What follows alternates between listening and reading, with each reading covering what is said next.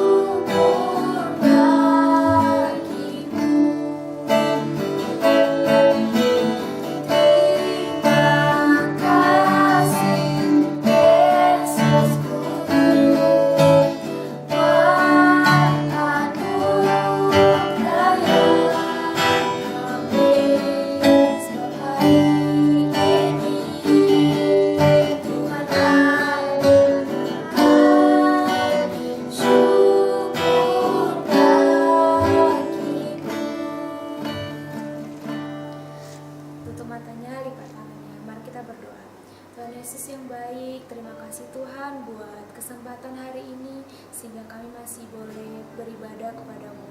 Tuhan Yesus, berkatilah ibadah kami Tuhan dari awal, pertengahan hingga akhirnya Tuhan. Layakkan kami untuk datang kepada Tuhan.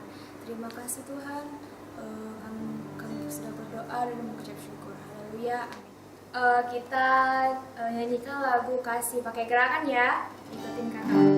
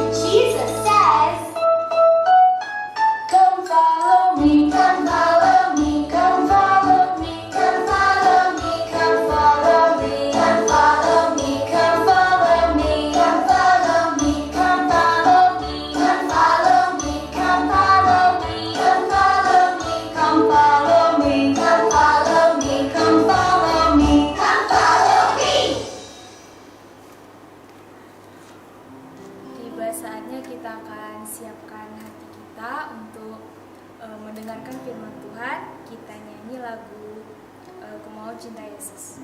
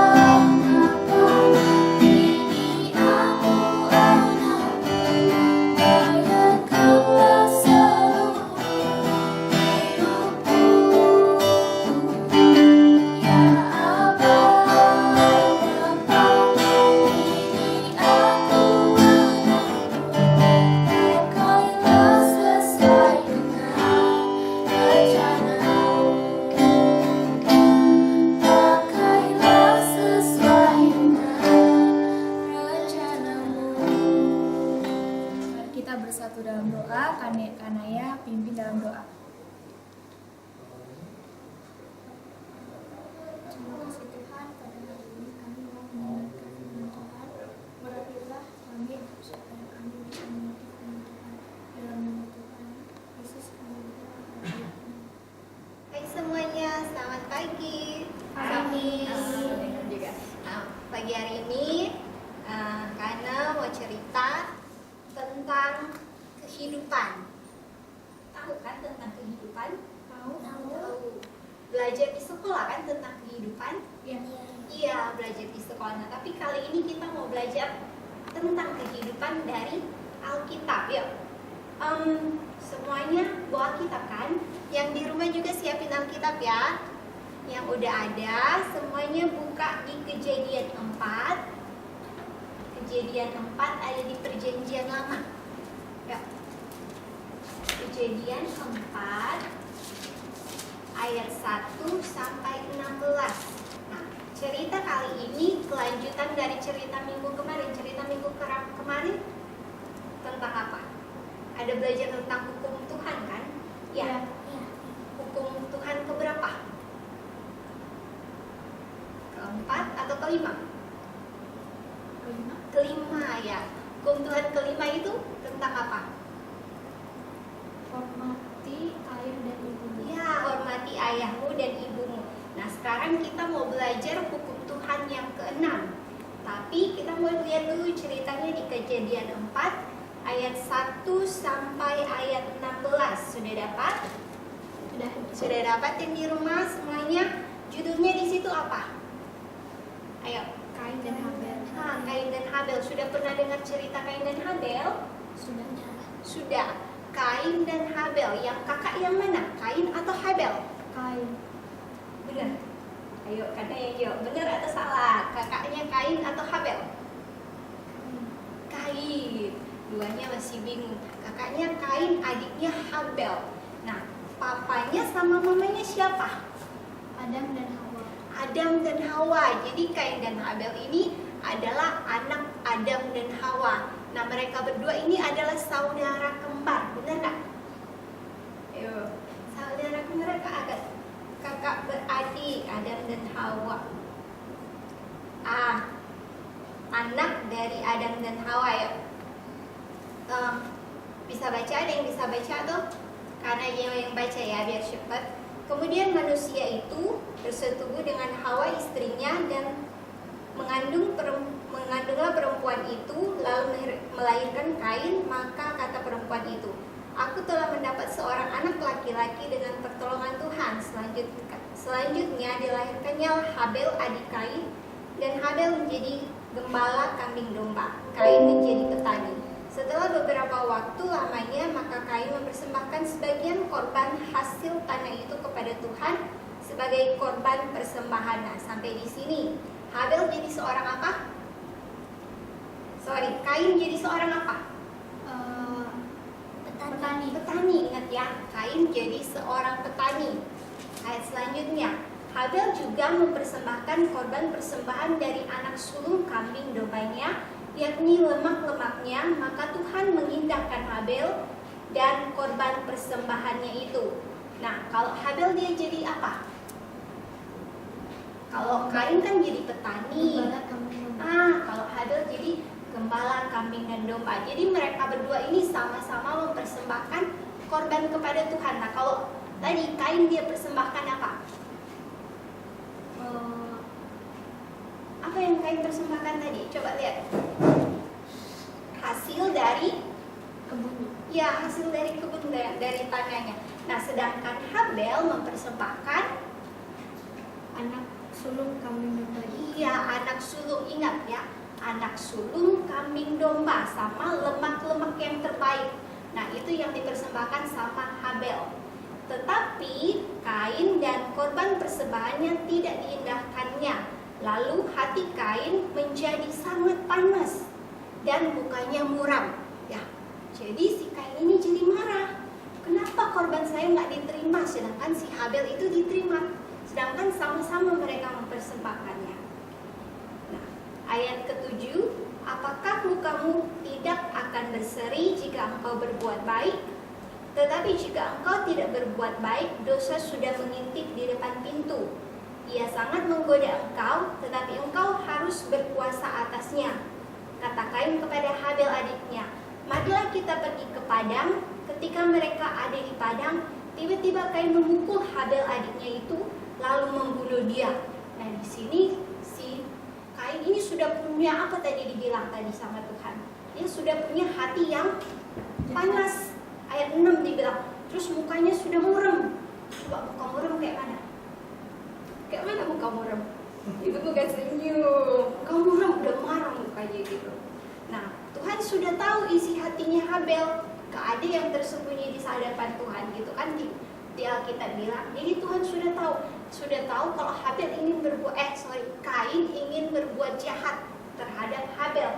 Jadi dia panggil si Habel ini pergi bareng-bareng mereka ke padang. Tiba-tiba sudah di padang, apa yang dibuat Kain dari belakang? Diketok si Habel dari belakang gitu. Akhirnya Habel di situ langsung mati di situ. Terus ayat 9 coba lihat. Apakah Tuhan lihat atau tidak? Lihat. Ayat 9 dibilang, firman Tuhan kepada Kain, di mana Habel adikmu itu? Jawabnya, aku tidak tahu apakah aku penjaga adikku. Nah, dia malah marah sama Tuhan. Emang aku penjaga adikku? Enggak kan? Nah, gitu. Lalu firman-Nya, apakah yang telah kau perbuat ini? Darah adikmu itu berteriak kepadaku dari tanah. Maka sekarang terkutuklah engkau, terbuang jauh dari tanah yang mengangakan mulutnya untuk menerima darah adikmu itu dari tanganmu. Nah, ayat yang ke-11 ini, tadi ingat si Kain pekerjaannya apa?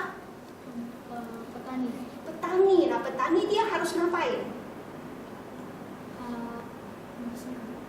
Dia nanam kan, tapi Tuhan kutuk dia nggak bakalan bisa berhasil lagi dari semua tanaman yang dia mau tanam. Terus dia bilang sama Tuhan ayat 12, apabila engkau mengusahakan tanah itu, maka tanah itu tidak akan menghasilkan sepenuhnya lagi kepadamu. Engkau menjadi seorang pelari dan penggembara di bumi. Kata Kain kepada Tuhan, hukumanku itu lebih besar daripada yang dapat kutanggung. Engkau menghalang aku sekarang dari tanah ini, dan aku akan tersembunyi dari hadapanmu.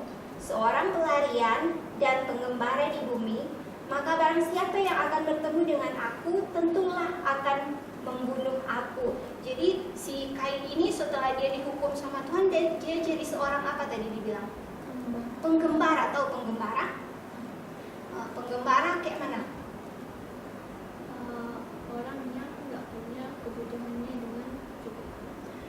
Orang yang nggak punya kebutuhannya dengan cukup. Enggak, dia kayak penggembara itu kayak dia berpindah tempat, nggak tahu mau pergi kemana. Jadi dia pergi satu tempat nggak bisa, dia pergi lagi ke yang lain, nggak diterima sama orang. Dia mau berusaha di sini, nggak diterima lagi. Itu namanya penggembara. Nggak bisa hidup di mana-mana, semuanya dia harus pergi kemana-mana. Itu namanya penggembara. Nah, itu si hukuman yang diberikan Tuhan kepada Kain. Nah, dia bilang, Tuhan, si Kain bilang sama Tuhan, kalau misalnya saya jadi seorang penggembara, berarti orang bakalan cari saya, terus lihat saya gini, nanti dibunuh sama mereka. Nah, dibilang segitu kan sama Tuhan, tapi Tuhan bilang, enggak bakalan satu orang pun yang bisa bunuh kamu, katanya. Ayat 15, firman Tuhan kepadanya, sekali-kali tidak. Barang siapa yang membunuh Kain akan dibalaskan kepadanya 7 kali lipat. Kemudian Tuhan menaruh tanda kepada Kain supaya ia jangan dibunuh oleh barang siapapun yang bertemu dengan dia. Lalu Kain pergi dari hadapan Tuhan dan ia menetap di tanah Nod di sebelah timur Eden. Nah, ingat ya, tadi kan dia jadi pengembara kan. Jadi kalau dia ketemu orang baru, Tuhan sudah kasih tanda sama dia. Kalau si Kain ini gak boleh dibunuh sama orang, gak boleh dibunuh sama siapapun gitu, karena sudah ada tanda dari Tuhan. Nah, kalau misalnya ada yang berani mau buat jahat sama si Kain, apa yang Tuhan bilang tadi? Dibalaskan 7 kali lipat. Iya, dibalaskan 7 kali lipat. Itu yang Tuhan kasih untuk Kain, supaya Kain ini tahu kalau dia sudah benar-benar buat kesalahan yang besar. Hukum Tuhan tadi yang ke-6 tadi apa? Yang ke-6 tadi kita mau belajar hari ini tentang jangan membunuh. Jadi si Kain ini sudah melanggar hukum Tuhan yang ke-6 atau tidak? Iya, dia melanggar hukum Tuhan. Nah, sekarang kita belajar kenapa sih si Kain kan mempersembahkan persembahan pertaniannya dia. Pertaniannya dia berarti bagus atau tidak? Pasti bagus ya, untuk kasih sama Tuhan pasti bagus. Sedangkan si Habel kasih apa sama Tuhan? Anak sulung. Nah, anak sulung dari hasil kambing atau dombanya dia yang terbaik. Terus dia kasih lemak-lemaknya. Nah, kenapa si Habel diterima sedangkan si Kain tidak diterima? Karena si Habel ini mempersembahkan apa yang diinginkan sama Tuhan. Yang diinginkan sama Tuhan. Coba semuanya lihat di 1 Yohanes 3 ayat 12. Bisa nggak? Dapat nggak 1 Yohanes 3 ayat 12? Ada di perjanjian baru yang paling terakhir, mau deket-deket akhir.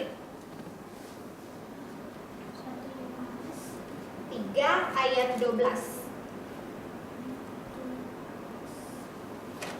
Ya, temu. Sudah? Yuk. Siapa mau baca? Kanaya, Priscilla, atau Salim? Yuk, Kanaya yang kuat ya. Bukan seperti Kain yang berasal dari si jahat dan yang membunuh adiknya. Dan apakah sebabnya ia membunuhnya? Sebab segala perbuatannya jahat dan perbuatan adiknya benar. Nah, segala perbuatannya Kain itu jahat dibilang, dan perbuatan adiknya si Habel itu benar di hadapan Tuhan. Benar karena apa? Habel mempersembahkan yang apa tadi dibilang? Tuhan inginkan. Ya, apa yang Tuhan inginkan? Langsung dari kambing itu. Ya, anak sulung dari kambing dombanya. Bagian yang terspesial yang diinginkan Tuhan. Yuk, satu lagi ayat Ibrani 11 ayat 4. Gantian ya.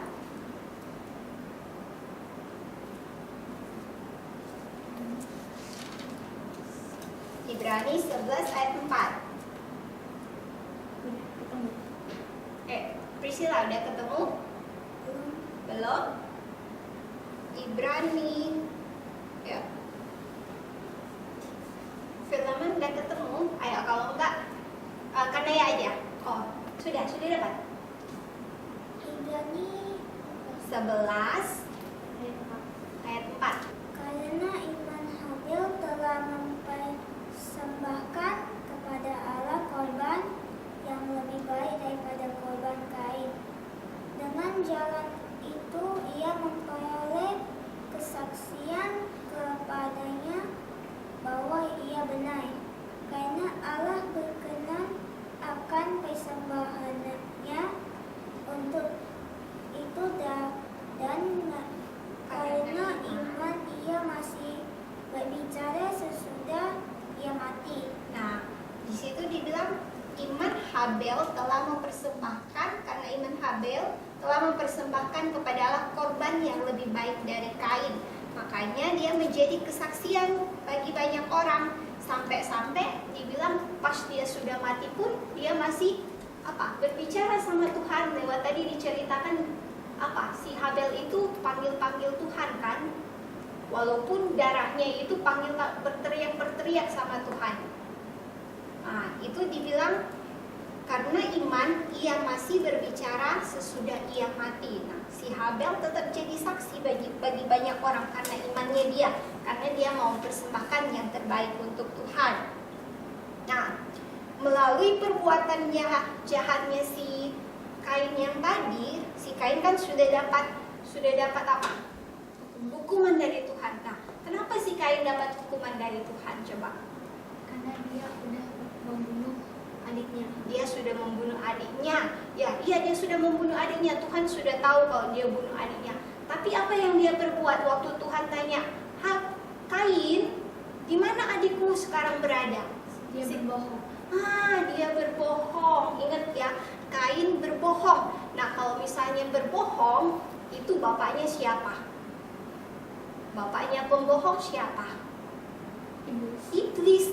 Bapaknya pembohong si iblis. Nah, si Kain ini sudah tambah lagi dosanya, dia berbohong sama Tuhan. Dia tidak mau bertobat, nggak mau mengakui kesalahannya. Makanya dia jadi seorang pergi sana sini, pindah lagi, jadi seorang penggembara. Terus sudah itu, kalaupun dia pengen mati, nggak akan ada orang yang mau bunuh sama dia, karena Tuhan sudah kasih tanda sama dia. Nah, Kain, anak pertama Adam, menggambarkan seperti seorang yang tidak mempunyai tujuan dan menggembara ke seluruh bumi tanpa Tuhan dan tanpa harapan. Ingat ya, Kain melambangkan seseorang yang menggembara ke seluruh bumi tanpa tujuan dan tanpa harapan, tanpa mengenal Tuhan juga. Itu Kain. Nah, Tuhan memberi tanda supaya Kain tidak bisa dibunuh. Itu yang Tuhan kasih sama Kain. Dia ada di Matius 5 ayat 21-26. Panjangan. Tuhan mengajar tentang pengertian perintah. Perintah apa yang sudah dilanggar sama Kain? Jangan membunuh. Itu perintah nomor 6. Nomor 6. Sama kayak kalau misalnya, kalau sekarang siapa yang berani membunuh? Ada nggak yang berani? Nggak ada kan yang berani membunuh. Tapi kalau contoh kecilnya, suka marah. Siapa suka marah? Ada yang suka marah di rumah? Suka buang kata-kata kasar. Ada yang suka buang kata-kata kasar nggak? Ayo, ada nggak? Terus suka ngejek teman. Ada nggak suka ngejek teman? Jangan ngejek teman, jangan marah-marah di rumah sama bawa papa atau sama temen-temennya. Terus jangan apa lagi tadi? Buang kata-kata kasar. Itu contoh kecil kecilnya ya, tidak boleh dibuat sama Tuhan. Kan dibilang jangan membunuh, itu sama aja membunuh karakter orang. Kalau misalnya, ih kamu gini gitu kan, itu kan saya bukan begitu, masa kamu udah kayak gitu. Nah kayak gitu, makanya tidak boleh mengeluarkan kata-kata yang kasar sama orang lain. Nah, kita sudah sampai di perintah yang ke-6. Nah sekarang Kana mau tanya, siapa yang sudah hafal 5 perintah sebelum perintah ke-6? Ada yang hafal? Di rumah ada yang hafal? Ya, sama-sama. Yang pertama apa? Buka di Keluaran. Keluaran 20 ya. Coba buka di Keluaran 20. Udah dapat?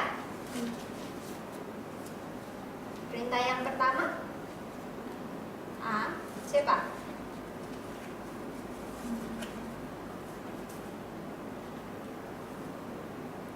Akulah Tuhan Allahmu, jangan ada padamu Allah lain di hadapanku. Nah yang pertama, akulah Tuhan Allahmu, satu Tuhan kita. Jadi tidak boleh ada Allah lain di hadapan Tuhan selain Tuhan.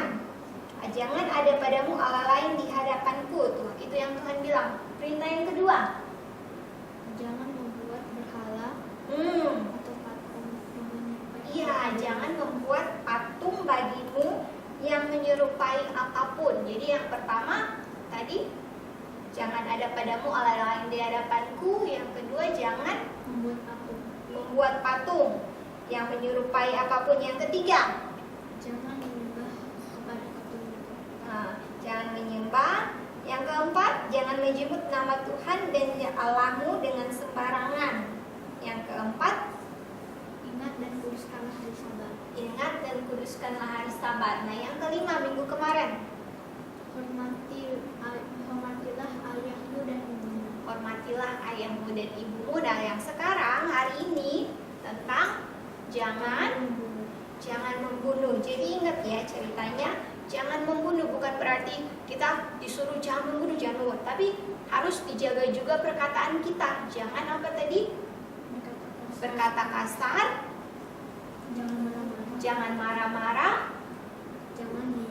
jangan mengejek teman. Semuanya itu yang dibilang sama Tuhan kita jangan buat. Jangan membunuh, jangan marah-marah, jangan ngejek teman, sama jangan berkata kasar. Ya, itu semuanya. Yuk, ayat hafalannya ada di Keluaran 20 ayat 13. Gampang, pendek. Jangan membunuh. Nah, itu aja ya. Ya, sama-sama ya. Sudah hafal berarti ya. Keluaran 20 ayat 13 sama-sama. 1 2 3. Keluaran 20 ayat 13. Jangan membunuh. Wah, sekali lagi ya. 1 2 3. Keluaran 20 ayat 13. Jangan membunuh. Nah, sampai di sini cerita hari ini semuanya diingat 6 perintah Tuhan yang sudah belajar, dan hari ini kita belajar tentang kehidupan, yaitu jangan membunuh dari perintah Tuhan yang ke-6. Yuk, kita sekarang mau doa semuanya. Lipat tangannya, tutup matanya, kita berdoa. Tuhan Yesus, terima kasih buat hari ini, terima kasih buat firman-Mu yang Kau berikan buat kami Tuhan, untuk mengajar kami Tuhan tentang kebenaran firman-Mu, bagaimana kami dapat mengontrol perkataan kami supaya kami dapat menjadi berkat bagi banyak orang Tuhan. Berkati setiap anak-anak sekolah minggu yang ada di UR Kids Lord, berkati mereka Tuhan, berikan hikmat, kepandaian, kesehatan dan kekuatan daripada-Mu Tuhan, agar supaya mereka dapat menjadi berkat bagi banyak orang. Terima kasih Tuhan Yesus, terima kasih buat semuanya. Doa kami ucap syukur kepada-Mu Tuhan. Haleluya. Amin. Selamat pagi untuk anak-anak semuanya. Kali ini craft minggu ini akan dapat yang pertama ini untuk anak kelas kecil, dan kelas sedang akan dapat yang ini, yang warna merah. Gambarnya yang ini. Dan untuk kelas besar dapatnya yang ini, putih. Jadi ingat ya, ini kelas kecil dan kelas sedang, dan yang ini kelas besar. Nah, untuk kelas kecil, cara buatnya adalah heart yang ini kan ada tanda titik-titiknya, dilipat jadi 2. Setelah dilipat, digunting, dia bakalan jadi heart, bentuk hati seperti ini. Kemudian samping-sampingnya ini digunting satu-satu, sama ada satu kepala di sini. Kepalanya ini juga digunting dan ditempelkan ke dalam hatinya di dalam sini. Jadi ini isinya kata-kata yang membunuh karakter, kayak saya nggak mau main lagi sama kamu, saya aduin kamu. Nah, terus ini kata-kata yang nggak boleh dibilang sama kita semua. Nah, yang kedua, di depannya sini ada ayat hafalan tapi dalam bentuk bahasa Inggris. Jadi kalian tinggal tebelin huruf yang ada di tengah sini. Ini hurufnya titik-titik, jadi semuanya tinggal tebelin aja. God said, do not murder. Exodus 20 verse 13. Jadi bahasa Indonesianya ayat hafalannya jangan membunuh. Keluaran 20 ayat 13. Jadi ini ditebelin. Terus kita lanjut ke kelas besar. Kelas besar, setelah ini dilipat sama kayak kelas kecil, tapi ini dilipat jadi 2, digunting jadi bentuk heart kayak gini, jadi bentuknya. Tapi untuk kelas besar yang ini, kepala orang ini sama ada balon-balon di sini, itu di dalam, dimasukin ke dalam. Di dalamnya sini, di luarnya ini ditulis ayatnya. Ingat ayat hafalannya ditulis di depan sini. Ingat kan ayat hafalannya yang mana ditulis di sini. Terus abis itu di dalamnya ini kalian color, warnai orang yang ini, kepala orang ini.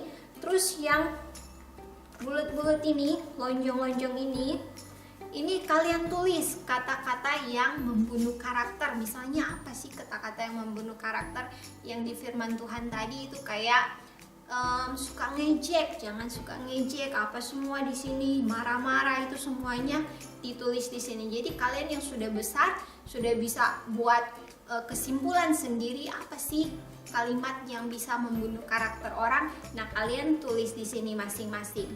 Oke. Demikian craft untuk minggu ini. Semuanya dibuat ya craftnya. Ya, bye-bye.